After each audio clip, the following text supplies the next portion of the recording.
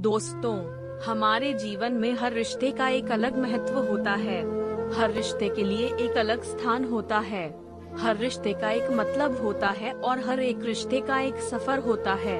यह सफर कभी ना कभी, कहीं ना कहीं खत्म होता है। बस एक पति पत्नी का रिश्ता ऐसा होता है जिसका यह सफर आखिरी सांस तक चलता है।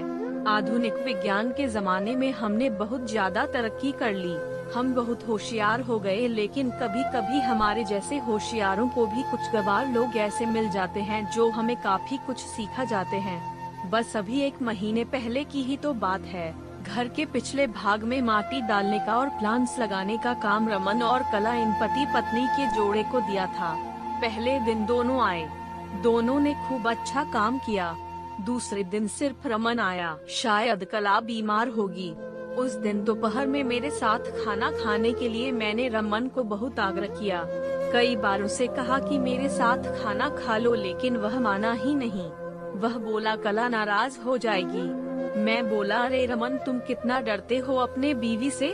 वह बोला मैं नहीं डरता साहब, कदर करता हूँ उसकी, सम्मान करता हूँ उसका। मुझे उसके शब्दों पर हंसना आ गया। मैंने उससे कहा अरे क्या रखा उसमें, ना रंग है ना रूप है, फिर क्यों इतना उसके पीछे पीछे भागता है। वह बोला कोई फर्क नहीं पड़ता साहब, रंग हो या ना हो, रूप हो या ना हो, लेकिन फिर भी वही मुझे जग में सबसे प्यारी लगती है। मैं बोला तू तो पूरा जोरू का गुलाम लगता है। क्या तुझे अपने पत्नी के अलावा बाकी रिश्ते महत्वपूर्ण नहीं लगते। उसने शांति से जवाब दिया देखिए साहब, माँ बाप तो भगवान होते हैं तो उनकी पूजा करनी चाहिए। भाई बहन का रिश्ता तो जन्मजात होता है और दोस्ती का नाता तो सिर्फ काम या मतलब के लिए होता है और बाकी सारे संबंधी मतलब के लिए ही होते हैं। अब देखिए जैसे कि आपका और मेरा नाता भी काम और पैसे का ही है ना, लेकिन साहब पत्नी हमारी कोई नजदीकी रिश्तेदार तो होती नहीं है, फिर भी वह अपने सारे संबंधों को छोड़कर हमेशा के लिए हमारी हो जाती है और हमारे हर सुख दुख में, हर दिन रात में, हर ऋतु में हमारा साथ देती है।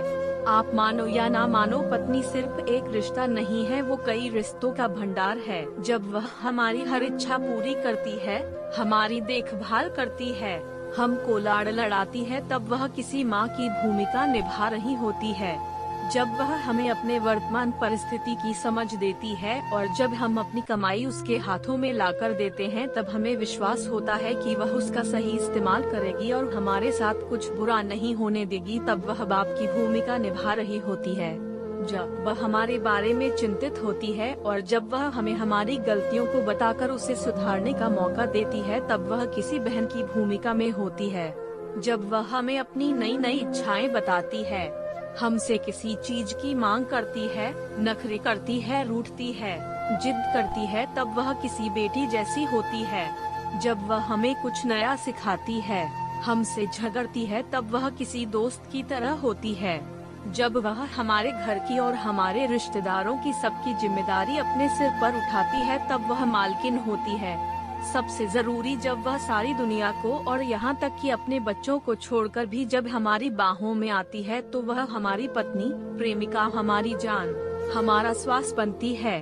अब आप ही बताइए साहब, अगर मैं उसकी इज्जत करता हूँ, उसकी कदर करता हूँ, तो क्या मैं कोई गलत काम करता हूँ। और वैसे भी पत्नी सिर्फ अपने पति के लिए अपना घर छोड़कर अनजाने घर आती है और बाकी के रिश्ते तो परिस्थिति के हिसाब से निभा जाती है।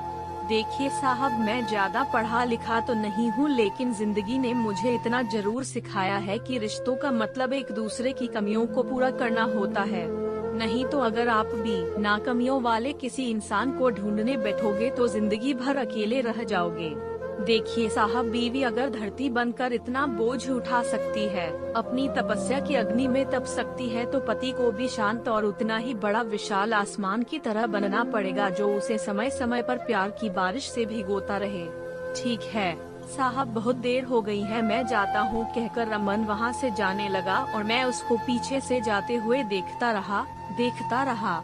आज जिस छुटक मजदूरी करने वाले आम इंसान में मुझे बहुत बड़ा उपदेश देने वाला गुरु नजर आ रहा था। उसकी वो बात कि पत्नी कैसी भी हो उसको मान देना, उसकी इज्जत करना, देखभाल करना हर विवाहित पुरुष का प्रथम कर्तव्य है। और ये गुरु ज्ञान मुझे जीवन भर याद रहा।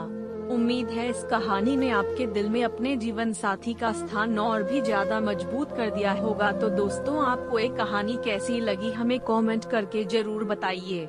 दोस्तों, ऐसे ही कहानियाँ रोजाना सुनने और देखने के लिए राज स्टोरी चैनल को सब्सक्राइब जरूर कर लीजिए। धन्यवाद।